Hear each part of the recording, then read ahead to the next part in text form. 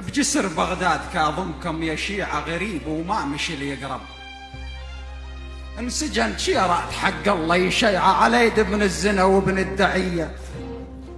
نويت اكتب شعر باسمك يا ابو ابراهيم، واريد ان فزعتك لو بينت خله، يا عنوان الصبر والكاظمين الغيظ وملاذ الخايفين وبلسم العله. بكثر ما تنشهب سموك بالحاجات، ميت والخلق تزاحم بظله. الكلفة الما قضت يقضيها سد بغداد، مقضية الشدايد تكون توصل له. هاو احنا سوينا ايام الكاظم، هاو احنا سوينا ايام الكاظم، مثل ايام المسبيات احنا سوينا ايام الكاظم. سلامة.